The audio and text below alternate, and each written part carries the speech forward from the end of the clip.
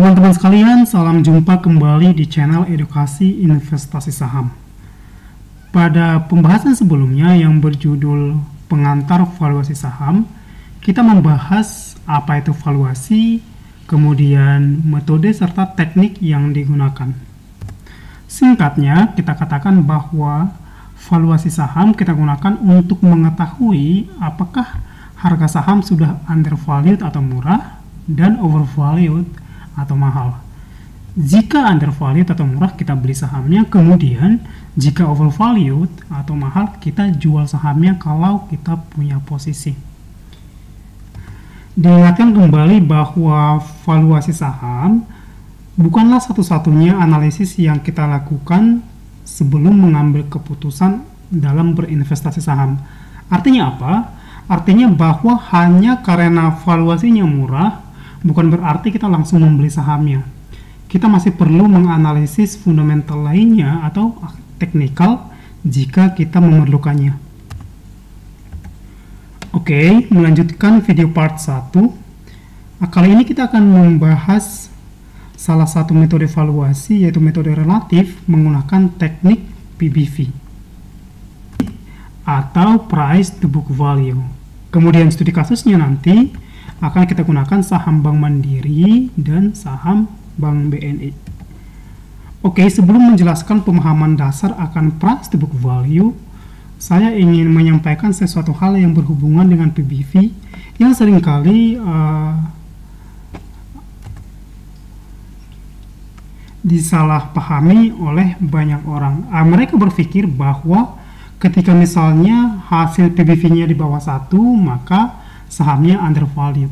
Kemudian jika di atas 1, dikatakan dia overvalued. Padahal jelas bahwa metode yang kita gunakan adalah metode relatif. Sesuai dengan namanya relatif, maka hasil atau penarikan kesimpulannya juga relatif, yaitu berdasarkan komparasi. Kita membandingkan PBV secara historis atau membandingkan dengan saham-saham perusahaan di dalam sektor yang sama. Hal ini penting di sektor yang sama. Misalnya, kita membandingkan saham-saham di sektor properti. Ada di sana saham Tewon, Citra, BSDE. Kemudian di perbankan ada Bank Mandiri, Bank BCA, Bank BRI, dan Bank BNI. Jadi, hasil kesimpulan apakah dia overvalued atau undervalued didasarkan pada komparasi atau perbandingan tadi itu. Well, kita masuk ke pemahaman Price to Book Value. Bagi banyak orang mungkin kesulitan untuk memahami istilah PBV atau Price to Book Value ini. Saya akan memberikan penjelasan untuk menyederhanakannya. Menggunakan contoh yang sebelumnya, di video sebelumnya, seseorang yang memiliki toko, kemudian setelah dikalkulasi, harga dari keseluruhan bangunan dan isi bangunan tersebut adalah 100 juta. Nah, ketika pemilik toko tersebut menjualnya seharga 100 juta, yaitu price-nya, dan nilai bukunya adalah 100 juta, dalam hal ini kita asumsikan tidak ada liabilitas, maka PBV-nya adalah sebesar 1, Price to Book Value. Lalu kalau dia menawarkannya di bawah 100 juta, maka PBV-nya di bawah 1. Sebagai contoh, kalau ditawarkan seharga 50 juta, maka PBV-nya menjadi 0,5. Dan kemudian kalau ditawarkan seharga 200 juta, PBV-nya sebesar 2. Sehingga memang cukup masuk akal ketika orang berpikir jika PBV-nya di bawah 1, dia undervalued, dan jika PBV-nya di atas 1, dia overvalued. But again, cara penarikan konklusi atau kesimpulannya tidak seperti itu.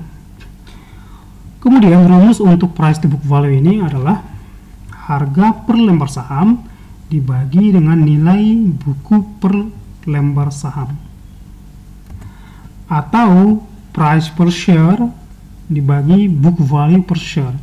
Book value per share atau BVPS diperoleh dari ekuitas dibagi jumlah saham yang beredar. Nah, yang menjadi pertanyaan atau yang sering pertanyaan muncul adalah dari mana kita memperoleh data harga dan juga jumlah saham beredar, kemudian ekuitas dan lain sebagainya. Jawaban untuk pertanyaan tersebut yang pertama, untuk price atau data historis setiap harga saham yang listed atau terdaftar di Bursa Efek Indonesia kita peroleh dari Yahoo Finance. Itu yang pertama ya. Kemudian yang kedua, berkaitan dengan jumlah saham beredar, ekuitas dan lain sebagainya kita peroleh dari dokumen bisnis resmi perusahaan, baik itu laporan tahunan, laporan keuangan, public expose, yang semua ini dapat kita peroleh dari website Bursa Efek Indonesia. Kita tinggal mengunjungi websitenya, kemudian mendownload dokumennya. Saya pikir kita sudah paham akan teknik PBV. Sekarang kita masuk ke praktiknya. Di sini studi kasusnya kita ambil dari saham Bank Mandiri dan saham Bank BNI. Di sini kita sederhanakan saja, hanya menggunakan 2 periode. Biasanya kita bisa menggunakan 5 sampai dengan 10 tahun ke belakang. Di sini saya sudah kopikan dari Excel.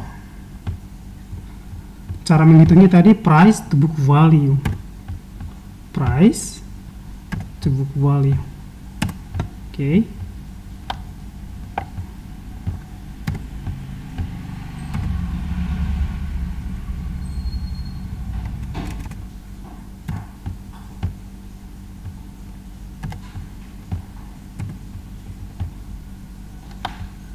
Oke, dapat hasilnya.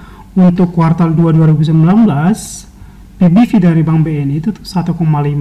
Kemudian untuk kuartal 2 2020, PBV-nya turun ke 0,83. Jadi berdasarkan kalkulasi sederhana ini, kita peroleh atau kita simpulkan bahwa saham Bank BNI sudah undervalued atau di bawah harga wajarnya, baik secara komparasi historis maupun secara komparasi terhadap perusahaan yang sama di sektor yang sama. Oke, ke Bank Mandiri. Kemudian untuk saham Bank Mandiri, dia juga undervalued secara historis. Di kuartal 2 2019 PBV-nya 2 kali, sementara di tahun 2020 dia turun sebesar 1,41.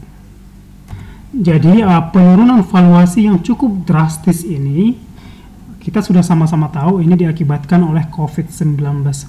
Bayangkan teman-teman, sebuah perusahaan Bank Negara Indonesia yang merupakan salah satu perbankan terbesar di Indonesia dan juga memiliki brand equity dihargai sebesar 0,83 secara PBV. Jadi kalau kita umpamakan Bank BNI ini sebagai toko yang dijual tadi seharga 100 juta, harga 100 juta itu harga keseluruhan tokonya, tapi dijualnya hanya sebesar 83 juta. Dan ini bukan toko, ini adalah perbankan, bank yang memiliki kinerja stabil dan juga brand equity. So, baik saham Bank Mandiri maupun Bank BNI, ditinjau dari valuasi maupun performanya sangat menarik. Sahamnya sangat menarik, akan tetapi ia sangat menarik di tengah-tengah situasi yang mengancam, yaitu COVID-19. Jadi kalau pengambilan keputusannya kembali lagi ke profil risiko kita. Kalau profil risiko kita itu cenderung konservatif atau takut mengambil risiko, maka kita akan mengabaikan oportunitas ini. Kita akan menunggu sampai COVID berlalu. Akan tetapi jika kita memiliki atau berani mengambil risiko, ini merupakan momen emas untuk memulai mengakumulasi sahamnya. So, saya pikir demikian pembahasan kita untuk kali ini. Terima kasih teman-teman semuanya. Semoga bermanfaat and see you next time.